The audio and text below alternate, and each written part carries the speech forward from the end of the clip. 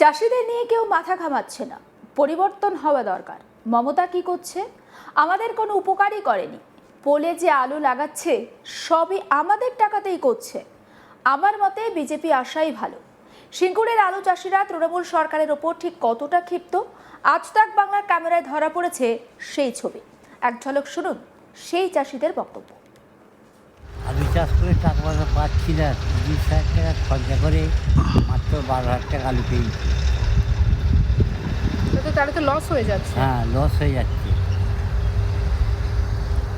সরকার থেকে কোনো সাহায্য করছে?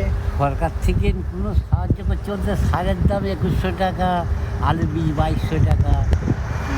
সরকার তো কিছুই দিচ্ছে না। কি চাইছেন, পরিবর্তন হোক? সরকার কি এই সরকার সরকার পরিবর্তন হোক বলতে কি, পরিবর্তন তো হওয়া দরকার। মমতা কি করছে? এই যে পোস্টারে আলো ফালো জ্বালছে, সে তো আমাদের পয়সা নেই, কারেন্টের পয়সা বাড়ছে, রাস্তাঘাট মমতা নাম কিনছে। আমার মতো বিজেপি আসাই ভালো। 15 বছর কী রায় পেয়েছে, কোনো উপকার করেনি, ওই জন্য তো সব পাড়ায় খেপে গেছে। শুনলেন তো, হুগলির সিঙ্গুরের মানুষেরা ভোট নিয়ে ঠিক কি ভাবছেন।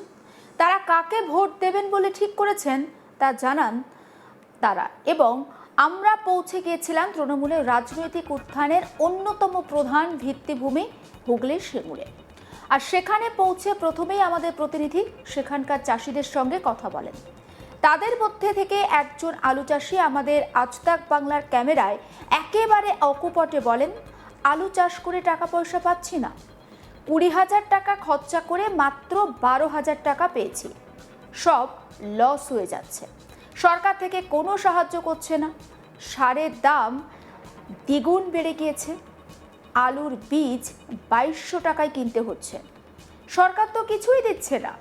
এখানে কোনো প্রার্থী আসেনি। হরিপালের প্রার্থী করবি মান্না, সিঙ্গুরের প্রার্থী বেচারাম মান্না। আমাদের কোনো উপকারই করেনি। চাষিদের নিয়ে কেউ মাথাই ঘামাচ্ছে না। পরিবর্তন হওয়া দরকার। মমতা কি করছে? পোলে যে আলু লাগাচ্ছে সবটাই তো আমাদের টাকাতেই করছে। আমার মতে বিজেপি আসাই ভালো। তিনি ঠিক কি বলেছেন শুনুন এবার। আলু চাষ করে টাকা পয়সা পাচ্ছি না, 30,000 টাকা খরচা করে মাত্র 12,000 টাকা আলু পেয়েছি। তাহলে তো লস হয়ে যাচ্ছে। হ্যাঁ, লস হয়ে যাচ্ছে। সরকার থেকে কোনো সাহায্য করছে? সরকার থেকে কোনো সাহায্য করছে বলতে সারের দাম 2100 টাকা, আলু বীজ 2200 টাকা। সরকার তো কিছুই দিচ্ছে না। এক বস্তা একটা লেবারের রোজ হচ্ছে 250 টাকা, 3 বস্তা আলু বেচতে হচ্ছে।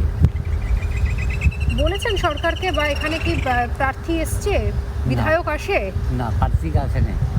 আসে না। হরিপাল বিধানসভার ভোটে হচ্ছে করবি মান্না ডাক্তার, সিঙ্গুরে থানার হচ্ছে সিঙ্গুর এলাকার বেচারাম মান্না। হাজব্যান্ড ওয়াইফ ওনারা, হ্যাঁ। স্বামী স্ত্রী। হ্যাঁ, অবশ্যই। কোনো এখানে আমাদের কোনো উপকার নেই। কোনো উপকার নেই। না, কেউ মাথা ঘামাচ্ছে না। চাষি চাষ করেই যাচ্ছে, কী করবে? চাষ তো করতে আমরা বসে থাকবো?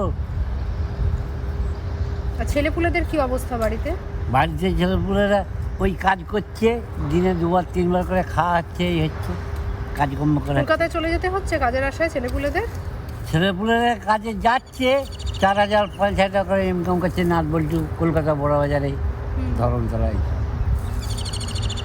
কি চাইছেন, পরিবর্তন হোক? সরকার কি এই সরকার সরকার পরিবর্তন হোক বলতে কি, পরিবর্তন তো হওয়া দরকার।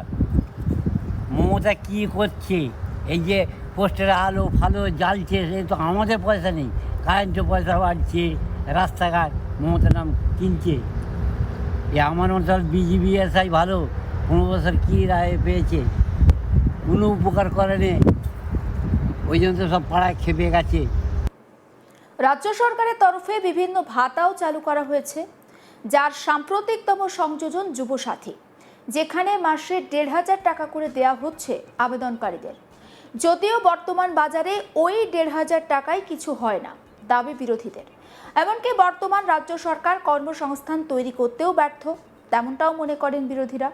বাংলায় বিপুল কর্মসংস্থান তৈরি হয়েছে বলে তৃণমূল কংগ্রেস তথা রাজ্য সরকারের তরফে দাবি করা হলেও বাস্তব কি তেমনটাই? নন্দীগ্রামের এই ব্যক্তির বক্তব্যের পর প্রশ্ন উঠতে শুরু করেছে বিভিন্ন মহলে। ওই ব্যক্তি ঠিক কি বলেছেন শুনুন।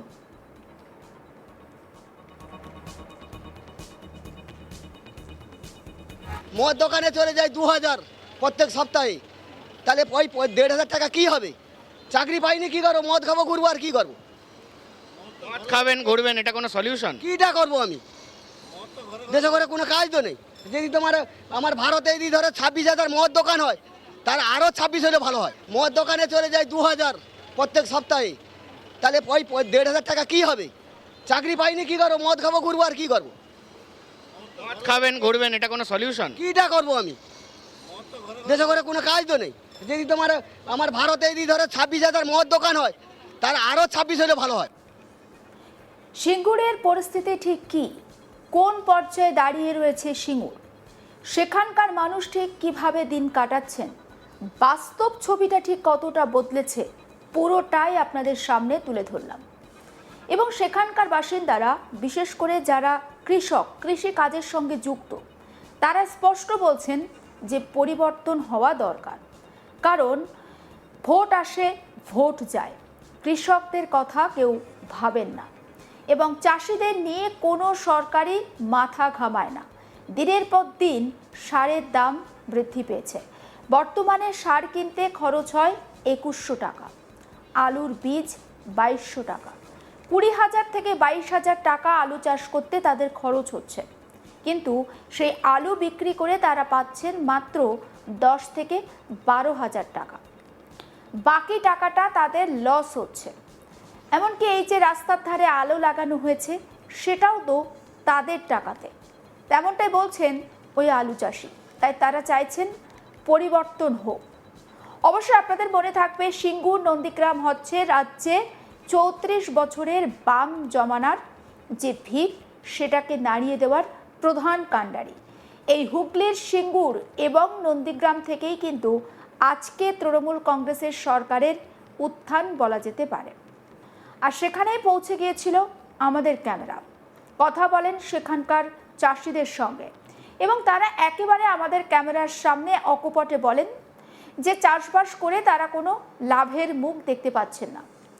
20 থেকে 22,000 টাকা তাদের চাষ করতে খরচ হচ্ছে, পরিবর্তে তারা পাচ্ছেন 10 থেকে 12,000 টাকা।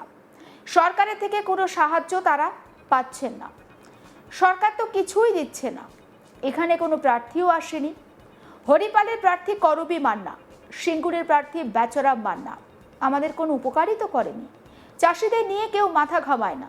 তাই পরিবর্তন হওয়া দরকার। সমস্ত খবরের আপডেট পৌঁছে দেবো আপনাদের কাছে। অবশ্যই নজর রাখুন আজ তাক বাংলায়। সাবস্ক্রাইব করতে ভুলবেন না।